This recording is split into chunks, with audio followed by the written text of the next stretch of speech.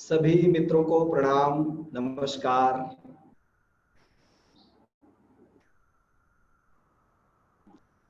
ओशो धारा के इस ऑनलाइन सत्संग साप्ताहिक कार्यक्रम में आप सबका बहुत बहुत स्वागत है।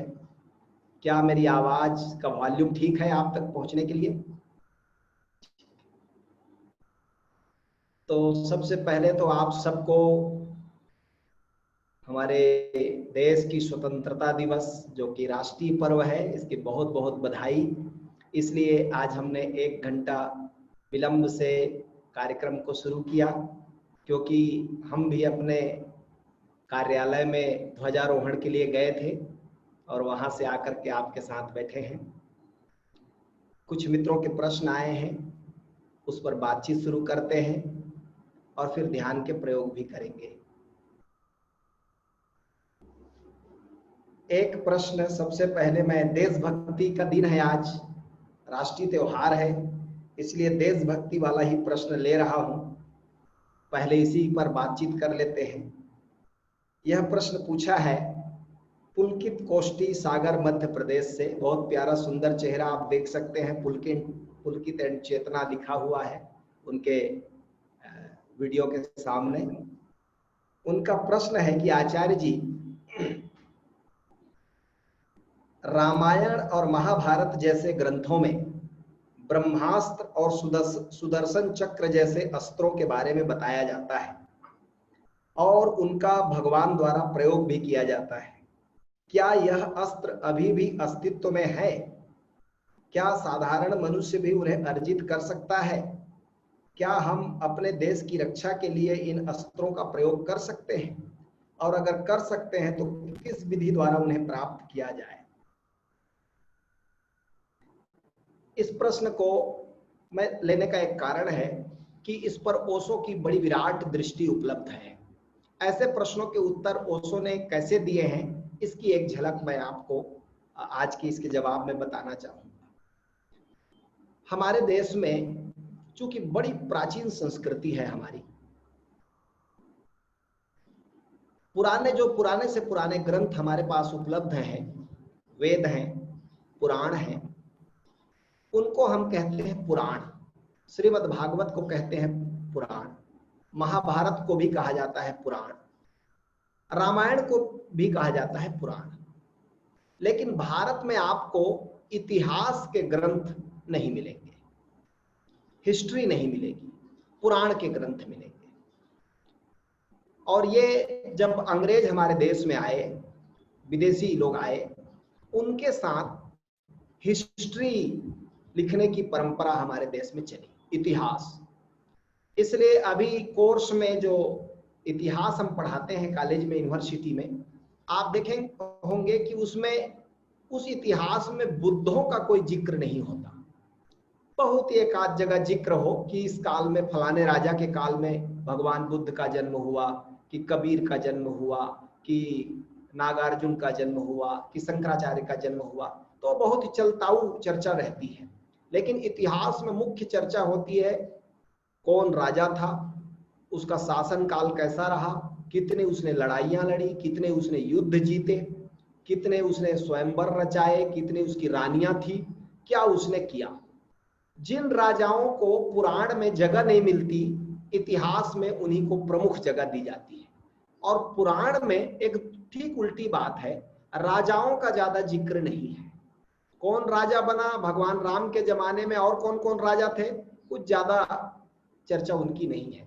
भगवान कृष्ण के जमाने में कौन कौन बड़े बड़े राजा थे, तो महाभारत के युद्ध के कारण उनकी चर्चा आ गई, अदरवाइज चर्चा नहीं है। श्रीमद् भागवत पुराण में राजाओं की कोई ज्यादा चर्चा नहीं है, कृष्ण की चर्चा है। ऐसे ही आप पाएंगे कि जो बुद्ध के बारे में बुद्ध चरित्र लिखा गया है, उसमें समकालीन राजाओं का ज्यादा जिक्र नहीं है, बुद्धों का ज्यादा जिक्र है। इसका मतलब यह हुआ कि इतिहास लिखने की दो शैलियां हैं। एक शैली है भारतीय शैली, जिसे हम पुराण की शैली कह सकते हैं, और एक है पश्चिम की शैली, जिसको इतिहास की शैली कह सकते हैं। वहां कौन राजा बना, किस डेट में पैदा हुआ, किस डेट में मरा, ये ज्यादा मूल्यवान है। हमारे यहाँ इसके ठीक उल्टा मूल्यवान है कि किसने आत्मज्ञान को पाया, किसने ब्रह्म को जाना, कौन श्रेष्ठ महापुरुष हुआ, हम उसकी चर्चा करते हैं। कितने कितने युद्ध जीते इसकी चर्चा नहीं है, कितने रानियों से शादी की इसकी चर्चा नहीं है। तो ये दो शैली हो गई, पुराण की शैली और इतिहास की शैली। पुराण को समझने में बड़ी भूल हुई क्योंकि पश्चिम के लोग आए तो वो लोग शासक थे, अपना चीज थोपे उन्होंने। मैकाले की शिक्षा में इतिहास प्रमुख हो गया। धीरे धीरे हमने पुराण को समझना बंद कर दिया और पुराण को कहना शुरू कर दिया ये कपोल कल्पित कहानियां हैं। हमें लगा कि ये तो ऐसी बच्चों को बहलाने की काल्पनिक कहानियां हैं, पुराण की कहानियां, क्योंकि उसमें कई चीजें हमें खुद ही समझ में नहीं आती थी, जो विज्ञान पढ़े बच्चे हैं उनको। इसलिए धीरे धीरे पुराण पढ़ना बंद हो गया। पुराने जमाने में लोग रामायण रोज पढ़ते थे, श्रीमद् भागवत रोज पढ़ते थे, गीता रोज पढ़ते थे। आधुनिक जमाने में लोग इन सबको रोज नहीं पढ़ते, रोज अखबार पढ़ते हैं। ये आज का पुराण है, आज का रामायण और महाभारत है कि रोज अखबार पढ़ेंगे। और कई लोग तो इतने एडिक्ट हैं अखबार के कि केवल अखबार नहीं पढ़ेंगे, विज्ञापन तक को चाटेंगे, उसी अखबार को दोबारा तिबारा पढ़ेंगे। खाली है तो क्या करें। मैं अक्सर रेल में यात्रा करता रहा कोरोना के पहले, तो मैंने देखा कि लोग पुराने अखबार को भी पढ़ने को तैयार है। मैं एक कॉलेज में प्रोफेसर हूं, वहां एक मैडम आई पोस्टिंग में, नई पोस्टिंग में। हमारा कॉलेज बड़ा जंगल एरिया में है, अखबार भी 2 दिन बाद आता है। तो वो 1 हफ्ता पहले का भी अखबार पढ़ती थी, लेकिन अखबार पढ़ती रहती थी लगातार। वो जहां क्लास लेकर आती, खाली बैठी, तो वो 15 दिन पहले का अखबार, महीने दिन पहले का अखबार भी वो पढ़ती रहती थी। एक आध बार मैंने कहा कि इतने पुराने अखबार से आपको क्या मिलता है? बोले हम पहली बार पढ़ रहे हैं तो हमारे लिए नया अच्छा, पुराना कहाँ हुआ, हम तो पहली बार पढ़ रहे हैं, जिसके लिए पढ़ लिया है उसके लिए पुराना है। तो मैंने देखा कि लोग अखबार पढ़ रहे हैं। अब मैं पुलकित के प्रश्न पर आता हूं। पुराण एक काव्यात्मक ढंग से लिखे गए जीवन सत्य के कहानियां हैं, केवल कहानियां नहीं है। राम ऐतिहासिक पुरुष हैं, कृष्ण ऐतिहासिक पुरुष हैं, लेकिन इन ऐतिहासिक पुरुषों के आसपास उनकी महिमा के लिए हमने जो कथा लिखी वो पुराण की शैली में लिखी, काव्यात्मक शैली में लिखी। जो लोग काव्य की भाषा नहीं समझते उनके लिए पुराण जो है झूठी हो जाएगी। काव्य की भाषा क्या होती है, इसको एक उदाहरण से समझाता हूं। जैसे चेतना की शादी हुई है पुलकित से। अब चेतना बड़ी सुंदर लड़की है। अब मान लो पुलकित उसको प्रेम में ये कहे कि तुम्हारा चेहरा चांद जैसा है, तो ये काव्यात्मक प्रतीक है। और मान लो चेतना बहुत पढ़ी लिखी है विज्ञान को, तो वो तर्क कर सकती है कि चांद में तो बड़े बड़े गड्ढे हैं, क्या मेरे चेहरे में बड़े बड़े गड्ढे हैं, तुम मेरी निंदा कर रहे हो, और लड़ाई हो सकती है घर में। अब ये काव्यात्मक प्रतीक है कि तुम्हारा चेहरा चांद जैसा सुंदर है, इसका मतलब है कि तुम बहुत सुंदर हो। ऐसे ही सुदर्शन चक्र, ब्रह्मास्त्र उस समय के सर्वाधिक, कहना चाहिए अपडेटेड हथियार थे। ऐसा नहीं कि वो कोई जादू थे, ऐसा नहीं कि वो कोई भगवान के पास ही थे। भगवान के पास, देखिए ब्रह्मास्त्र के तो बारे में चर्चा है कि केवल कृष्ण के पास नहीं था, अश्वत्थामा के पास भी था ब्रह्मास्त्र, अर्जुन के पास भी था। माने इसका मतलब यह हुआ कि केवल भगवान के पास ब्रह्मास्त्र नहीं था, ब्रह्मास्त्र उन लोगों के पास भी था। तो इसका मतलब यह हुआ कि उस समय तक के, उस काल के अपडेटेड हथियार थे। जैसे आजकल समझ लीजिए राफेल, अब राफेल को तो कोई फेल नहीं कर सकता, तो ऐसे ही उस जमाने का वो अपडेटेड हथियार था। और एक चीज मैं बताऊं कि हम लोगों ने धीरे धीरे एक भारत में नुकसान उठाया कि हमने कविता में जीना शुरू कर दिया इस देश में, काव्य में। सोमनाथ के मंदिर पर कोई बाहर का आदमी आक्रमण करने आया, 18-20 घोड़े में सवार होकर आया, जी भर के लूटा और चला गया। और हमारे पुजारी, हमारे पंडित, हमारे मंदिर के रखवाले कहते रहे कि भगवान खुद रक्षा करेंगे। तुम्हारा ही भगवान बनाया हुआ है, तुम्हारी रक्षा कैसे करेगा? ये चमत्कार की आशा में ये देश बर्बाद हुआ। हम चमत्कार की आशा करते हैं, हम सोचते हैं कि हम मंत्र से जीत लेंगे, तंत्र से जीत लेंगे, कोई ऐसी शक्ति अर्जित कर लेंगे जिसमें सामने वाले को हरा दे। सामने वाला मर मर के विज्ञान में राफेल बनाए, विमान बनाए, फाइटर जेट बनाए, बंदूक बनाए, AK-47 47 राइफल बनाए, और हम बस भगवान से प्रार्थना करते रहे कि सब दुष्टों का नाश करो, यानी मेरे छोड़ बाकी सब दुष्ट हैं, हमारे देश वाले ठीक है, बाकी सब दुष्ट है, नाश करो। ये सब चलने वाला नहीं है। भला हुआ ओशो का इस युग में आए और उन्होंने स्पष्ट इस बात को कहा कि बाहर की लड़ाइयां बाहर के हथियारों से जीती जाएंगी, भीतर की लड़ाई भीतर के हथियार से जीती जाएगी। स्पष्ट रहना चाहिए। यदि शरीर बीमार है तो झाड़ फूंक चमत्कार की आशा मत करो, किसी डॉक्टर के पास जाओ, मेडिकल साइंस के पास जाओ, इलाज कराओ। और यदि मानसिक अशांति है तो किसी डॉक्टर के पास मत जाओ, किसी सदगुरु के पास जाओ। ये तो स्पष्ट विभाजन है। लेकिन ये कृपा है ओशो की जो उन्होंने समझाया कि तुम्हें बाहर के जगत में संपन्न होना है, सुखी होना है, निर्भीक होना है, तो विज्ञान का सहारा लेना ही पड़ेगा। अब आप कितनों भी ध्यान करें, कितनों भी तपस्या करें, इससे आप ताकतवर नहीं हो जाएंगे। इसीलिए तो 1000 साल तक हमें गुलाम रहना पड़ा। और बाद में तब समझ में आई बात, जब महात्मा गांधी और उनके जैसे हजारों लाखों क्रांतिकारियों ने इस बात को समझा, पश्चिम से पढ़ के आ गए कि नहीं, आजादी की लड़ाई वैसे ही लड़नी पड़ेगी जैसे बाहर की लड़ाई में जीतने के लिए लड़नी पड़ती है।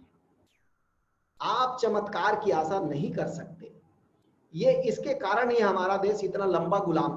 मैं कभी कभी सोचता था, इतने हमने अच्छे अच्छे ग्रंथ लिखे, वेद है, गीता है, अष्टावक्र महागीता है, ब्रह्म सूत्र है, हमारे पास अंतर की दुनिया का इतना महान ज्ञान है, और बाहर हम इतने दरिद्र और इतने कीचड़ में सने गले।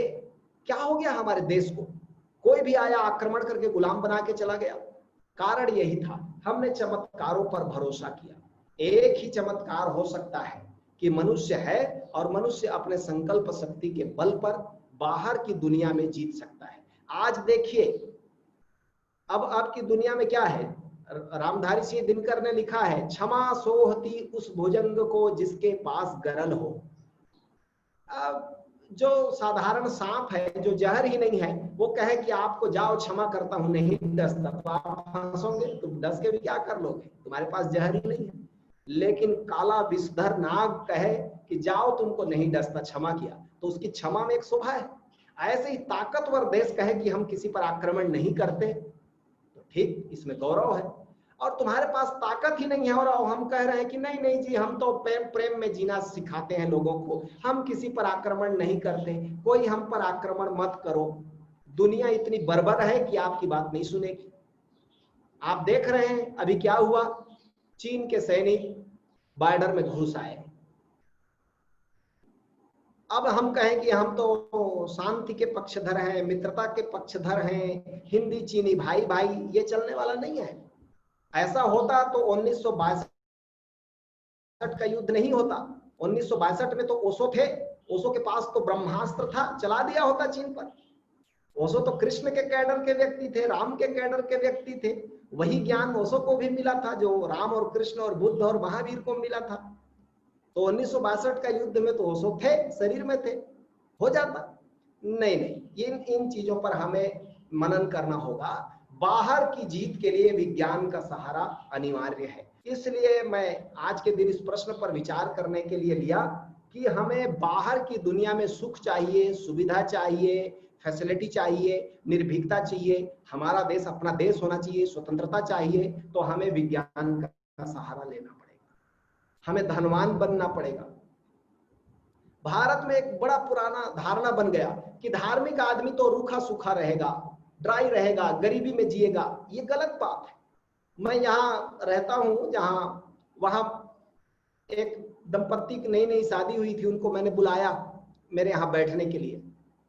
अब मैं साधु की तरह रहता हूँ, भाई दाढ़ी वाड़ी बड़ी, बाल बड़ी है, अकेले रहता हूँ, तो चाय पीने के लिए बुलाया।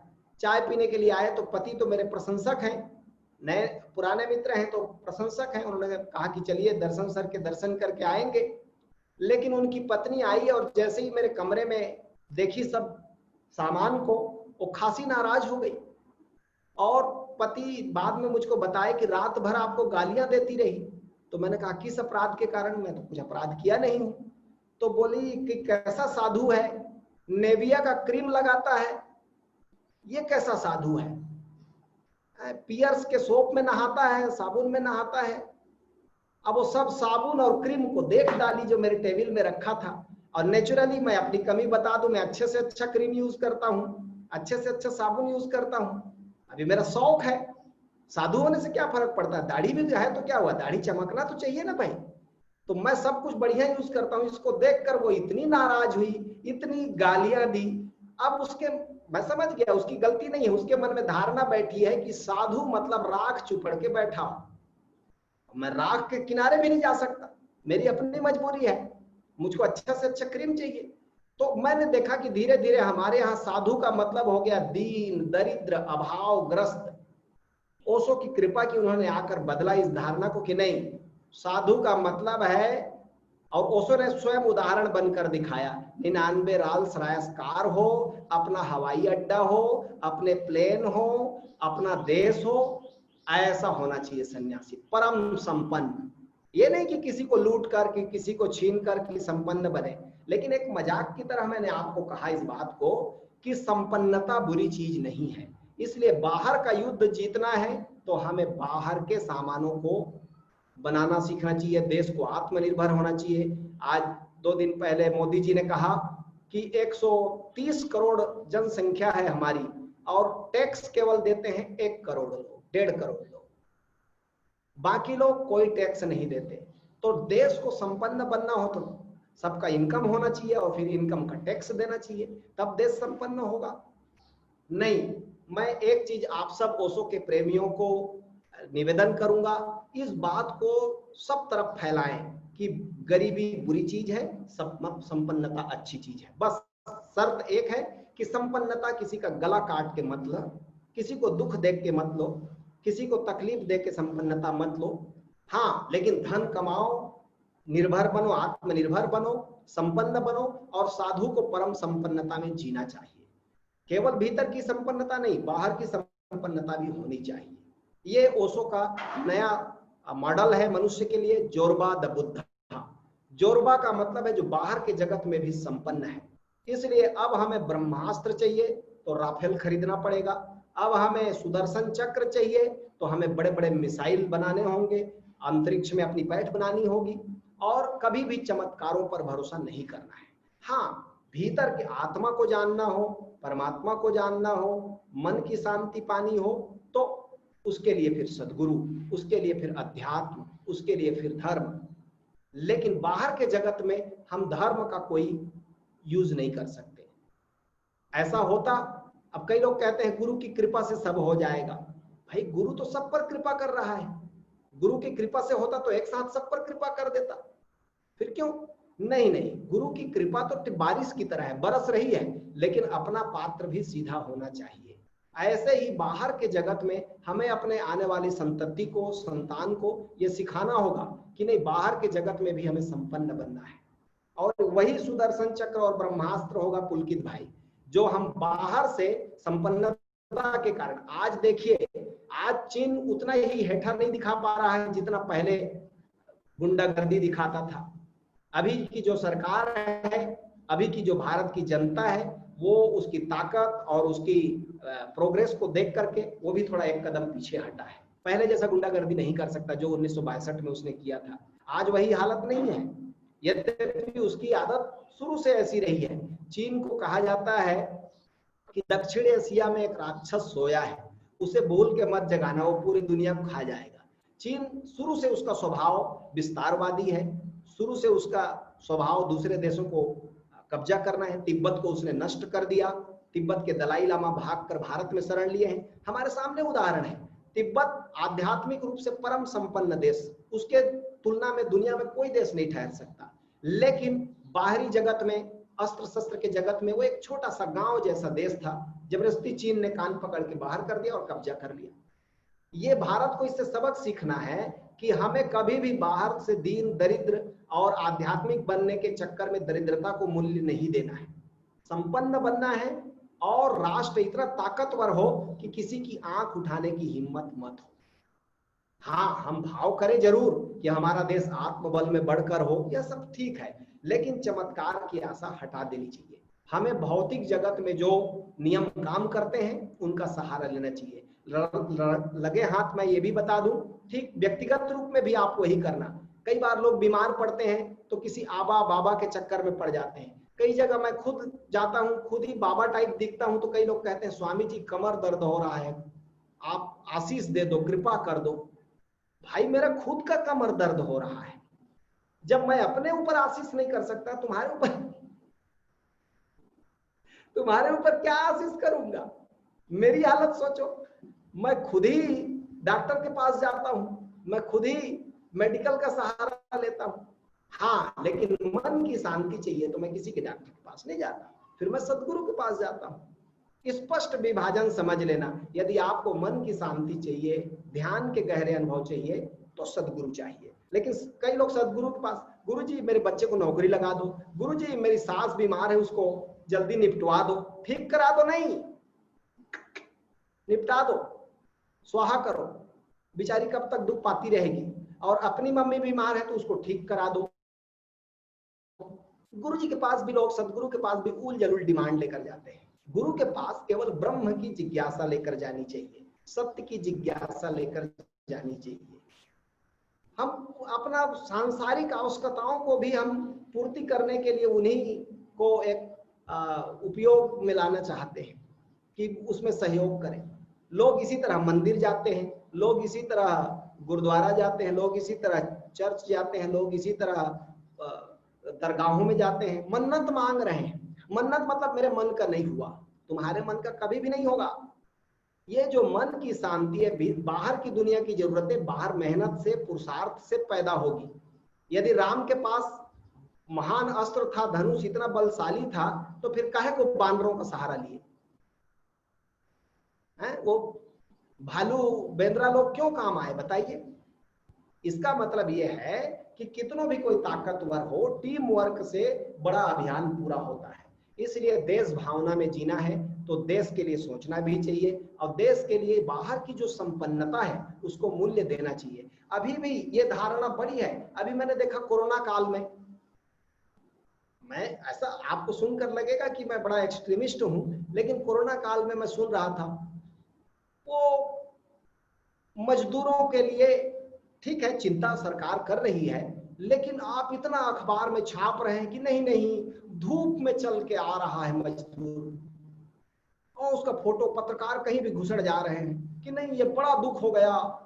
अब कोरोना में काम बंद हो गया, लॉकडाउन, पहले लॉकडाउन के खिलाफ में बोलेंगे, फिर लॉकडाउन के पक्ष में बोलेंगे, फिर भूखमरी में मर रहे लोग, उसके लिए सबके लिए सरकार जिम्मेदार नहीं है।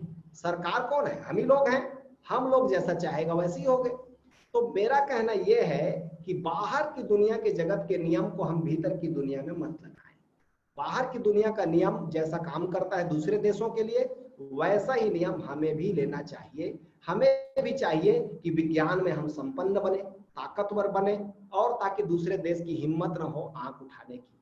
तो असली ब्रह्मास्त्र और सुदर्शन चक्र यही होंगे कि हम संपन्नता को मूल्य दें, आत्मनिर्भरता को मूल्य दें, और बाहर के विज्ञान की ताकतों का उपयोग करें।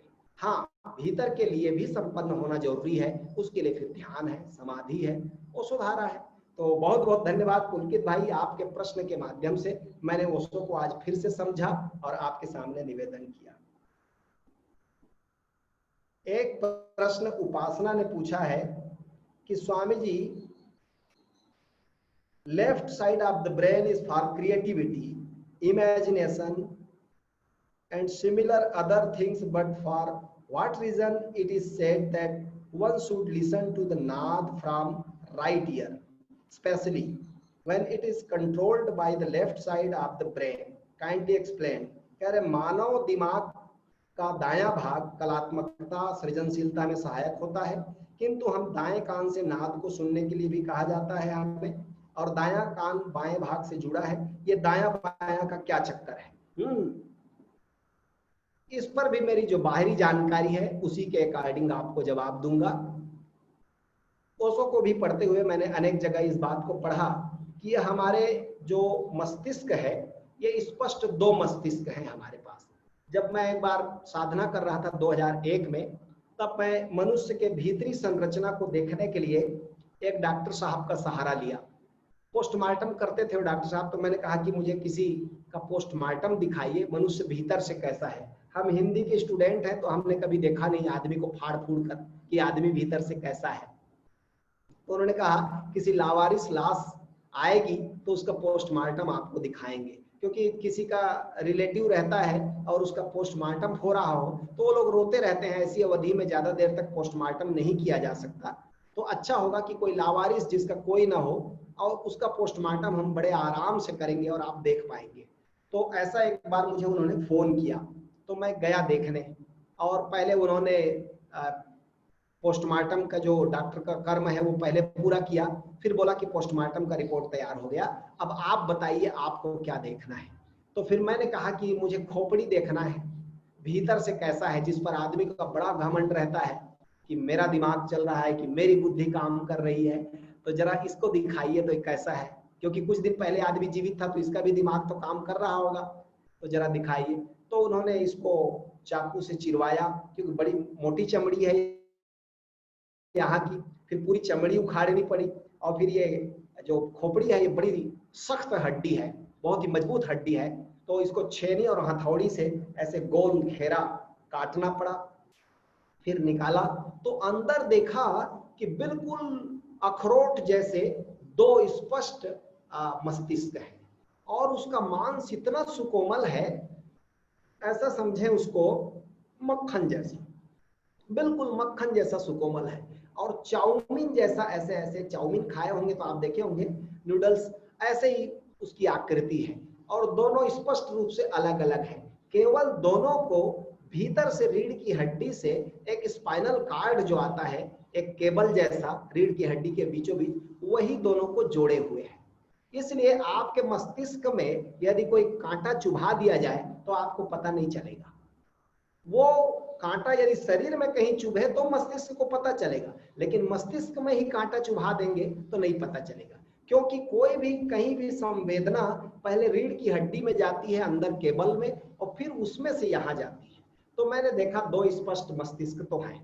फिर मैंने पढ़ा तो पाया कि ओशो भी कहते हैं कि जो राइट ब्रेन है हमारा, वो क्रिएटिविटी वाला है, आर्ट, कला, कल्पना, संगीत, प्रेम, इससे संबंधित है। और जो हमारा लेफ्ट ब्रेन है, बायां मस्तिष्क है, वो तर्क, गणित, लॉजिक, इससे संबंधित है। तो इसलिए, और ये भी कहा जाता है कि यदि किसी के शरीर का ये गले से नीचे का बायां भाग, दायां भाग, राइट ब्रेन, राइट वाला पार्ट ज्यादा एक्टिव है तो उसका बायां पार्ट मस्तिष्क का ज्यादा एक्टिवेट रहेगा, और किसी का गर्दन से नीचे बायां वाला ज्यादा एक्टिवेट है, ज्यादा संचालन में कुशल है, तो उसका राइट ब्रेन ज्यादा एक्टिवेट होगा। इसलिए जो लेफ्ट हैंडी होते हैं, जो बाएं हाथ से लिखते हैं, वो थोड़े आर्टिस्टिक मूड के होते हैं, कलाकार होते हैं, संगीतकार हो सकते हैं। इसलिए आप देखे होंगे बहुत से बच्चे शुरुआत करते हैं लेफ्ट हैंड से, खाना लेफ्ट हैंड से काम शुरू करते हैं, यद्यपि माता पिता जबरदस्ती मार मार के हाथ उसको मना करके उसको राइटिस्ट बना देते हैं कि नहीं नहीं राइट में चलना है। आपने देखा होगा अमिताभ बच्चन लेफ्टी हैं, सचिन तेंदुलकर लेफ्टी हैं, कई ऐसे बड़े नामचीन आदमियों को आप देखेंगे प्राय उनका बायां हाथ ज्यादा सक्रिय है। अब ऐसा इस लालच में आप आज से बायां शुरू मत कर देना, अब काफी उम्र हो चुकी है, अब मुश्किल होगा, लेकिन फिर भी इसका मतलब यह है कि जिसका बायां हाथ ज्यादा एक्टिवेट है उसका दायां मस्तिष्क ज्यादा सक्रिय रहता है कला कल्पना में। और ये भी कहा जाता है कि अध्यात्म की जो अनुभूतियां हैं वो भी राइट ब्रेन से ज्यादा जुड़ी हुई है, और इसलिए ओंकार श्रवण के समय भी हमको कहा जाता है दायां कान से सुनिए का मतलब ये नहीं कि ओंकार कान से सुनाई पड़ता है, वो तो जिसका कान नहीं होगा उसको भी ओंकार सुनाई पड़ेगा, क्योंकि ओंकार को सुनने के लिए कान की इंद्रिय जरूरी नहीं है। लेकिन चूंकि बाहरी ध्वनियों को सुनने का लगातार एसोसिएशन हमारे दाएं कान से या बाएं कान से है, तो हम कहते हैं दाएं कान से सुनिए। इसका मतलब दाएं तरफ फोकस करिए, राइट ब्रेन की तरफ फोकस करिए। और उधर से अनेक बार सदगुरु ने इशारा किया है कि यदि आप राइट की तरफ फोकस करके सुनते हैं तो वो जो धुन सुनाई पड़ती है वो बड़ी मीठी और मधुर है, लेकिन बाएं तरफ से जो सुनते हैं, बाएं मस्तिष्क की तरफ से, वो एक सन्नाटे जैसा तो है लेकिन मधुरता उसमें नहीं है, मिठास उसमें नहीं है। तो इसलिए कहा जाता है कि राइट ब्रेन की तरफ से ओंकार को सुनिए, राइट कान की तरफ फोकस करके सुनिए। लेकिन धीरे धीरे आपको यह भी करना है कि लेफ्ट राइट का चक्कर हटा देना है, क्योंकि लेफ्ट और राइट तो केवल हमारी मान्यता के कारण है। ओंकार तो सर्वव्यापी है, वह भीतर भी गूंज रहा है, बाहर भी गूंज रहा है, इसलिए उसे सुनने के लिए कोई खास फोकस की जरूरत नहीं है। शुरुआत में आप दाएं तरफ फोकस कर सकते हैं। हाँ, ये जरूर अभी शोध का विषय है कि वास्तव में दोनों ब्रेन के क्या क्या फंक्शन और हो सकते हैं। तो ये चूंकि विषय विज्ञान वालों के हिस्से में आता है, इसलिए मैं इस पर ज्यादा कुछ नहीं बोलूंगा, और मैं विज्ञान में यदि ज्यादा कुछ अपडेट हुआ तो जरूर आप तक कभी रखूंगा कि वास्तव में राइट ब्रेन के और क्या क्या फंक्शन हो सकते हैं, लेफ्ट ब्रेन के और क्या क्या फंक्शन हो सकते हैं। लेकिन ये मैंने फिजिकली जरूर देखा है कि दोनों ब्रेन के सिचुएशन अलग अलग हैं और दोनों को जोड़ने वाला एक रीढ़ की हड्डी में स्पाइनल कार्ड्स जो है वो दोनों को जोड़ा हुआ है। ओके, और इस बीच में खुशखबरी दे दूं कि फेसबुक पर भी लाइव है यह कार्यक्रम। जो लोग फेसबुक पर देख रहे हैं उनको भी मैं प्रणाम करता हूं, नहीं तो वो कहेंगे कि आपने हमारा तो ख्याल ही नहीं लिया, तो उनका भी मैंने ख्याल ले लिया।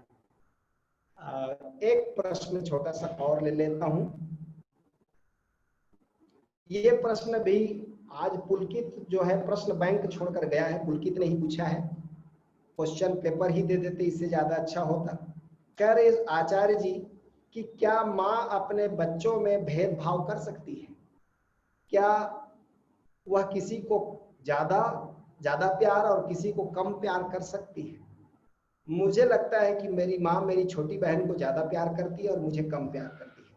सबसे ज्यादा उनको प्रिय अपनी बेटी ही है, कृपया स्पष्ट करें। नेचुरली माँ इतना विभाजन नहीं करती, लेकिन प्यार पाने के जो अधिकारी होते हैं वो जरूर तौलते रहते हैं कि मुझको कम मिला, इसको ज्यादा क्यों मिला, एक पाव इसको ज्यादा मिला है, एक पाव मुझको कम मिला है। ये पाने वाला कर सकता है, माँ तो बेचारी क्या बंटवारा करेगी, उसके लिए तो सब समान रूप से प्रिय होते हैं। लेकिन पाने वाले लोग हमेशा ना, और ये बड़ा मजेदार चीज है, हम कभी नहीं कहते कि क्या मेरी छोटी बहन जितना माँ को प्यार करती है मैं भी उतना करता हूं। ये प्रश्न हम कभी नहीं सोचेंगे कि मैं कितना करता हूं, लेकिन मेरे इसलिए संविधान में मौलिक अधिकार को सब पढ़ते हैं, सब जानते हैं, लेकिन मौलिक कर्तव्य क्या है वो नहीं जानते, उसको मतलब नहीं है कि हमें क्या करना है ये नहीं पता। और एक साधक का गुण ये है पुलकित भाई कि वो हमेशा अपने बारे में सोचता है। अपने बारे में मतलब मैं क्या कर सकता हूँ, क्या मैं माँ को मेरी बहन से भी ज्यादा प्यार करता हूँ?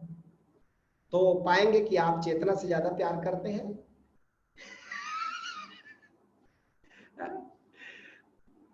अब माँ के हिस्से में थोड़ा बड़ा जाता होगा, इसलिए सावधान कर दिया कि अपने देने पर भरोसा करना। और प्रेम के संबंध में एक चीज सबको, पुलकित के बहाने सबको कहूंगा, प्रेम के संबंध में प्रेम को मांगते ही उसकी मूल्यवत्ता कम हो जाती है। प्रेम देने की चीज है, प्रेम आता है पीछे के रास्ते से। जितना आप बांटते हो उतना आप उससे कई गुना ज्यादा आप तक लौटता है, लेकिन सीधा प्रेम को पाने का रास्ता नहीं है। कोई कहे कि मुझको प्रेम दो तो उसे भर नहीं मिलेगा, और जो प्रेम बिल्कुल ना मांगे देना शुरू कर दे, मेरे अपने जीवन का अनुभव है, तो मैंने देखा है कि फिर तो इतना बरसता है आपके ऊपर कि आप नहा जाते हो। इसलिए प्रेम के संबंध में सब लोग इस बात को ख्याल रखिएगा कि उसकी मांग नहीं कर सकते। प्रेम को मांगते ही वो गंदा हो जाता है, चाहे वो माँ का प्यार हो, चाहे वो पत्नी का प्यार हो, चाहे वो प्रेमिका का प्यार हो, जैसे ही हम मांगते हैं वो सौदाबाजी हो जाता है। प्रेम को दिया जा सकता है, इसलिए देने का मजा लेना ही प्रेम है। जब आप देने का मजा ले रहे हैं तो यह प्रेम है। किसी के संग साथ होने का मजा ले रहे हैं तो यह प्रेम है। लेकिन आप कहें कि नहीं अब तुम मुझको अटेंशन दो, डिमांड किया, तो बिन मांगे मोती मिले और मांगे मिले न चूर। मांगने पर नहीं मिलता। इस अस्तित्व का एक बड़ा प्यारा स्वभाव है कि यहाँ मांगने पर नहीं मिलता। मांगने का तरीका, यदि चाहते हैं कोई चीज तो एक ही तरीका है, देना शुरू करें। और ये भी मत करें, कई लोग बड़े चालू हैं, चतुर हैं, वो कहते हैं अच्छा ठीक है प्रेम चाहिए तो अब देना शुरू करेंगे, और देना शुरू किया है लेकिन नजर इस पर है कि अभी तक लौटा क्यों नहीं। आचार्य जी तो बोले थे लौटेगा करके, अभी तक कैसे नहीं लौटा। हाँ तो नहीं लौटेगा, क्योंकि पीछे आपकी डिमांड बनी ही हुई है। ये चालाकी अस्तित्व जान लेता है। नहीं, नेकी कर और दरिया में डाल, चाहो ही मत, तब वो बरसेगा, तब खूब खूब बरसता है। लेकिन यदि आपने दबे छुपे पांव से पीछे के रास्ते से सोचा कि चलो एक्टिंग कर लेते हैं। एक आदमी कह रहा था, एक आदमी को हमने कहा कि स्वामी जी दान करने से जितना धन आप दान करेंगे उससे कई गुना ज्यादा अस्तित्व दे देता है। अच्छा दे देता है, जैसे मैं 1000 दान करूंगा तो कितना देगा। हाँ तो मैं कहा आपको 1 कौड़ी नहीं देगा, क्योंकि आपकी नजर वो पाने वाले पर लगी है कि मैं 1000 दूंगा तो कितना मिलेगा। ना ना, मिलने पर नजर ही नहीं रखना है, केवल देने का भाव होना चाहिए, तब लौटता है। हाँ आप कभी इसको टेस्ट नहीं कर सकते, ये अपने स्वभाव के अनुसार होता है। अस्तित्व वाइब्रेशन की भाषा समझता है। आप प्रेम देते हो तो वो फिर आता है, तो इसको ख्याल रखना है। इसलिए बहन से कंपटीशन नहीं करना है कि उसको ज्यादा मिल रहा है और मुझको कम मिल रहा है। बचपन से हमें सिखाया जाता है ना, उसके कारण ये केवल पुलकित का प्रश्न नहीं है। इसलिए मैं जब भी कोई प्रश्न लेता हूं तो उसमें बहुत से लोग कवर होते हैं। यही हाल थोड़ा बड़े होकर हम पति पत्नी के संबंध में भी रहता है। शादी हुई नहीं कि पति प्रेम मांग रहा है पत्नी से। अब वो बेचारी ने कहीं ट्रेनिंग ही नहीं किया है, कैसे कैसे प्रेम दे दे, कहीं ट्रेंड होके तो आई नहीं है। पति मांग रहा है, पत्नी मांग रही है, अटेंशन दो, प्रेम दो, दोनों के पास नहीं है देने के लिए, और दोनों एक दूसरे के सामने कटोरा लेकर खड़े हैं, नेचुरली खाली रहेगा। उसके पहले प्रेम देना सीखना चाहिए। प्रेम देना कहाँ सिखाया जाता है? अभी तक मैंने देखा प्रेम का एक ही विश्वविद्यालय है, ओशोधारा, जहां आपको प्रेम सिखाया जाता है। प्रेम कैसे सिखाया जाता है? वहां हम लोग जाते हैं आश्रम में, तो सब पुराने सन्यासी मित्र आप लोग बैठे हैं, कई लोग मेरे वरिष्ठ भी हैं, वो जानते हैं कि हम ओशोधारा में जाते हैं तो सब लोग मे आई हेल्प यू की मुद्रा में रहते हैं, एक दूसरे को मदद करते हैं, बदले में कुछ नहीं चाहते। तो वहां धीरे धीरे प्रेम सीख जाते हैं। सदगुरु के पास प्रेम ही सिखाया जाता है, बेशर्त प्रेम, वहां डिमांड नहीं करते। और इसलिए वहां बड़ा मजा आता है आश्रम में, हम जब एक दूसरे के पास रहते हैं तो, क्योंकि वहां एक दूसरे से डिमांड नहीं है। यही चीज हमें घर में भी सीखना होगा कि घर में भी दूसरे से प्रेम मत मांगो, प्रेम दो, और देते ही फिर आपके लिए वो बदल जाएगा सारा चीज, घर का परिवेश। और मांगेंगे तो कभी नहीं मिलने वाला है। तो चलिए, बहुत सारी बातें मैं नहीं करूंगा। एक दो, चूंकि ऑनलाइन सत्संग का एक रिवाज है कि इसमें विज्ञापन करना होता है, तो मैं अपना विज्ञापन कर देता हूं। सबसे पहले तो ये विज्ञापन कर दूं कि बहुत से मित्र जुड़े हैं, 195 डिवाइस से लोग जुड़े हैं, तो 200 से ज्यादा मित्र बैठे होंगे, कि जैसे पुलकित का पूरा परिवार बैठा है, और हमारे रेशमा जी और प्रकाश जी, और ऐसे कई मित्रों का पूरा फैमिली बैठा है, बजरंग जायसवाल जी, बहुत सारे लोग हैं। तो 200-250 से 250 से ऊपर लोग होंगे। सबको ये कहना चाहूंगा कि अभी कल से ओशोधारा के सारे ऑनलाइन प्रोग्राम चल रहे हैं बढ़िया, उनमें समय देखकर, अपने आर्थिक स्थिति देखकर, यदि किसी की आर्थिक स्थिति बड़ी कमजोर है तो वो रिक्वेस्ट कर सकता है डिस्काउंट के लिए भी। गुरुदेव कई बार डिस्काउंट भी करते हैं यदि कोई नीडी है तो बढ़िया बढ़िया प्रोग्राम आने वाले इस अगस्त के आखिरी 10 दिन में है, उनके लिए मैं आपको इशारा कर दूं। कल से मुद्रा चिकित्सा शुरू हो रही है। ये जो 5 उंगलियों में अपना छोटा छोटा इलाज कैसे कर ले, अंशु आचार्य जी हैं, चैतन्य अंशु जी मुद्रा के आचार्य हैं, वो सिखाते, वो एक बात बढ़िया बोलते हैं कि जी देखिए, आप गाड़ी में जा रहे हैं और गाड़ी में कोई मेजर मिस्टेक हो गया, बड़ी खराबी आ गई, तब तो आप मैकेनिक बुलाएंगे, लेकिन छोटा मोटा पंचर हो गया तो स्टेपनी बदलना तो आपको आना चाहिए ना। ऐसे ही आप जिंदगी जी रहे हैं, शरीर में छोटा मोटा कोई बीमारी आ गया, पेट दर्द हो गया, कि सिर दर्द हो गया, कि गैस बन रहा है, कि गर्दन में दर्द है, कि मांसपेशियों में दर्द है, तो इसके लिए मुद्रा चिकित्सा पर्याप्त है। इसके लिए बड़े मैकेनिक के पास जाने की जरूरत नहीं है, हॉस्पिटल जाने की जरूरत नहीं है। ये आप मुद्रा चिकित्सा से ठीक कर सकते हैं। तो कल से शुरू हो रहा है, आज उसका लास्ट दिन है बुकिंग का। तो जो लोग मुद्रा चिकित्सा का विज्ञान, इसके जन्मदाता भगवान शिव हैं, उन्होंने मुद्राओं को जन्म दिया। और आप देखे होंगे कि जब भी हम ध्यान करते हैं तो एक मुद्रा लगाते हैं, योगासन में बहुत सारी मुद्राओं का जिक्र है। ये मुद्राएं हीलिंग के लिए भी काम आती हैं, तो मुद्रा चिकित्सा में वो सब आपको सिखाया जाता है। तो मैं निवेदन करूंगा, जो लोग नीडी हैं, शौक रखते हैं, बहुत अच्छा कार्यक्रम है, मैंने खुद भी किया है, आप कर सकते हैं। दूसरा, जो मित्र अभी तक ध्यान समाधि के हैं, बहुत से नए मित्र मेरे साथ जुड़े हैं यहाँ, जो पिछले 3 महीनों में ध्यान समाधि की हैं, लगभग 300 लोग ध्यान समाधि कर चुके हैं ऑनलाइन में। तो उनको मैं कहूंगा कि अब वो सूरती समाधि कर ले, 21 तारीख से शुरू होगा। मैं खुद उसमें रहूंगा आचार्य के रूप में, गुरुजी ने मुझको रखा है, आचार्य कर्नल अनुतोष जी को रखा है, अमरेश जी को रखा है। तो सूरती समाधि 21 से शुरू हो रहा है। और जो बहुत सीनियर मित्र हैं, जो सुमिरन के प्रोग्राम करने वाले हैं, जो 15 तल की समाधि कर चुके हैं, वो सहज सुमिरन करेंगे। दोनों कार्यक्रम एक साथ चलेगा, 21 से लेकर 29 तक ये कार्यक्रम आप कर सकते हैं। एक बात और भी कहना चाहूंगा, कल एक बड़ा इवेंट हम लोग ओशोधारा का शुरू करने जा रहे हैं, वो है 1 डे मेडिटेशन प्रोग्राम। नए मित्रों को इंट्रोड्यूस करने के लिए सबसे बढ़िया है 1 दिवसीय ध्यान शिविर। इसमें 3 सत्र होंगे। एक समस्या पर कोई बातचीत होगी एक सत्र में, दूसरे सत्र में एक ध्यान होगा, और तीसरे सत्र में क्वेश्चन आंसर के माध्यम से आपके कोई प्रॉब्लम है तो उसको हल किए जाएंगे। बहुत ही इंटरेक्टिव सेशन और रोचक सेशन होगा। कल हमारे IIYM के डायरेक्टर हैं कर्नल अनुतोष जी, वो कल सत्र लेंगे 1 डे का, और अभी तक उसमें 150 से ऊपर बुकिंग हो चुकी है। तो जो 1 दिवसीय ध्यान करना चाहते हैं या किसी मित्र को करवाना चाहते हैं, उसकी फीस भी बड़ी कम रखी गई है, 3 सत्र के लिए 300, क्योंकि 100 रुपया आदमी देता है तो सिंसियर अटेंड करता है एक सत्र को, है ना। तो 3 सत्र के लिए 300 रुपया उसकी फीस रखी गई है, और वो आश्रम के हेल्प के लिए भी है एक तरह से। इसलिए मैं आपसे निवेदन करूंगा, मैंने खुद बुकिंग अपनी कराई है, मैं चाहूंगा कि आप 1 डे के लिए कल संडे, और हर संडे को होगा। संडे के दिन अब दूसरे प्रोग्राम नहीं होंगे, कोई फ्री सत्संग नहीं होगा, कोई फ्री मेडिटेशन नहीं होगा। हर संडे को आगामी 6 महीने तक 1 डे मेडिटेशन होगा। तो मेरा निवेदन है कि कल पहली शुरुआत है, आप अपना बुकिंग कराएं और रविवार को और सुंदर बनाएं। दूसरी बात एक और कहना चाहूंगा कि ओशोधारा का जो चैनल था, यूट्यूब चैनल जिसमें हम सदगुरु के प्रवचन सुनते थे, वो किन्हीं कारणों से टर्मिनेट कर दिया गया। तो अब 2 नए चैनल बने हैं, एक सिद्धार्थ औलिया नाम से, गुरुजी के नाम से है, और दोनों का एड्रेस हम डाल देंगे यहाँ पर। यदि तेजस्वी आपके पास होगा तो आप डाल दीजिएगा। तो ये YouTube चैनल को आप सब्सक्राइब कर लीजिएगा, और उसमें सदगुरु के जो लाइव सत्संग होते हैं सप्ताह में 2 दिन, बहुत ही सुंदर सत्संग, उनका आप आनंद लेंगे, सदगुरु के पुराने वीडियो का आनंद लेंगे।